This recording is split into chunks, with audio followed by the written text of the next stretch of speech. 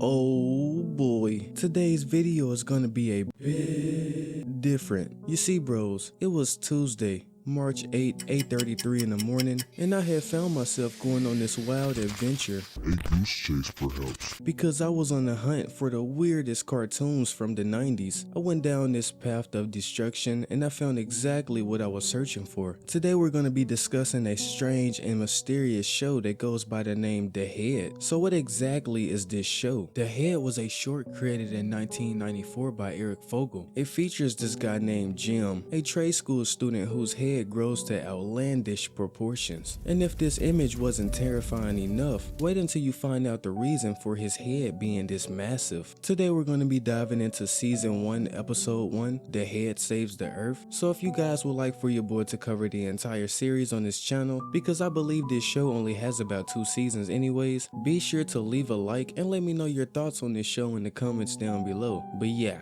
let's get it. Now Jim had never been too sure about the decisions he made in life. Him second guessing himself all the time was the reason it would take him so long to go to the hospital to get checked out. You see, this wasn't his first visit, this was actually his second, and this is when Jim's life would change forever.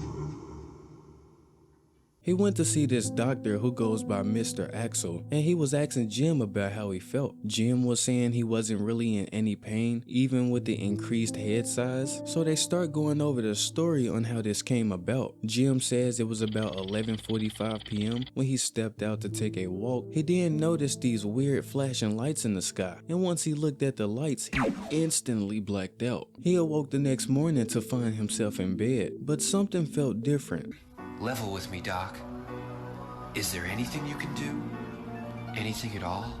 This was insane. Look at how massive Jim's head was. Mr. Axel was saying Jim's case was really unique. He said he's seen similar cases, but nothing as aggressive as the thing that stood before him. Even Jim's membrane didn't show up in the x-rays, and this was quite unusual. Jim was begging Mr. Axel to do experimental surgery, saying he will willingly sign out the necessary documents, but Mr. Axel wasn't going for this, because without insight on what was inside of Jim's head, the surgery would be 10 times more risky and could very well result in the death of Jim, being that he would basically be going in blind. Jim says aggressively, "All you've been able to deliver so far have been empty promises." Jim said he was gonna go find his answers someplace else. No, Jim, wait! Poor bastard. And judging by Mr. Axel's reaction, This can't be good. Jim had walked for what seemed like days, slowly becoming an outcast in society. What strange twisted fate had caused his head to grow to massive proportions? Nobody knew, but we would get our answer pretty soon. While Jim was on the way home, these 3 thugs had started picking a fight with him, calling this man all type of freaks and all type of other names, and once they pull a weapon on Jim, we get a freaky surprise. This man's head literally splits in half, and now comes this freakish purple alien. What the f? This alien started going to town on these goons, beating the crap out of them. He then hops back in Jim's head like it was nothing. Man, this caught me all the way off guard. Jim couldn't believe what had just taken place. He thought having a massive head was bizarre, but that was nothing compared to what just occurred in the alley. Jim gets home, and as he maneuvers through these doorways, he finds himself in front of this mirror trying to find answers. He starts talking to this creature when it pops out of his head. Now what was odd about this encounter is that this alien wasn't evil at all. He actually introduces himself. My name is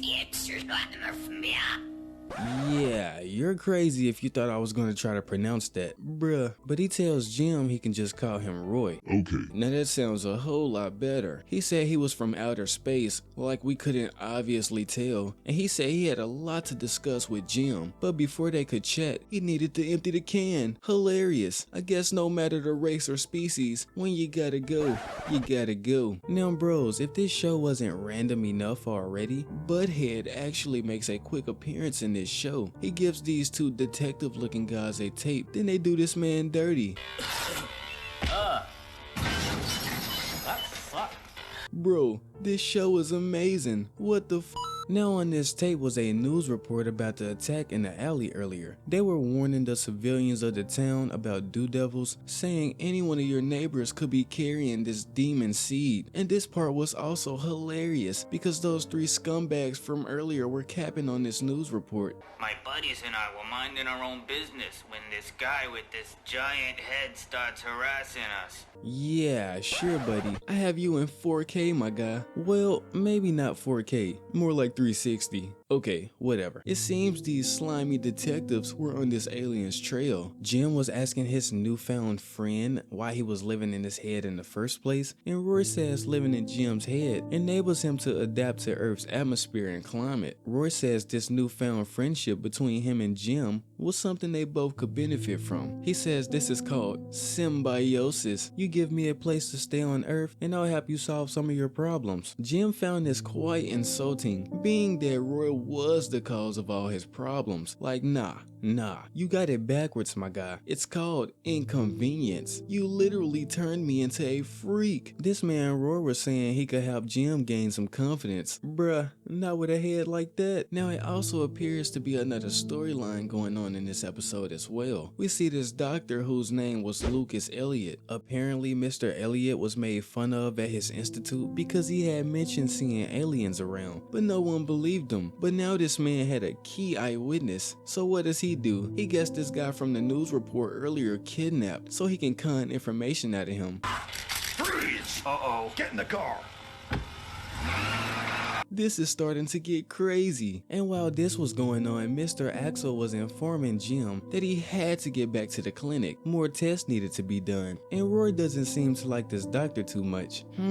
Maybe he's hiding something. Just listen to these voicemails Mr. Axel left Jim. Your life could be at stake. Pretty disturbing if you ask me. Something awfully weird is going on. And the last voicemail we hear is from this lady named Madeline. Jim had a date with her before all this craziness started. But how was he going to explain this massive head change and this alien to her? Another thing I'm concerned about is Mr. Elliott. He seems a bit off, if you know what I mean. And to be honest, I don't really see this ending too well. And I wonder what they got from earlier was going to tell these slimy detectives. And where the f did Butthead come from? And why was he providing these guys with this tape in the first place? I have so many questions, and I'm sure you do too. So if you would like for your boy to continue through this interesting series, be sure to let me know in the comments down below. And until next time guys, peace.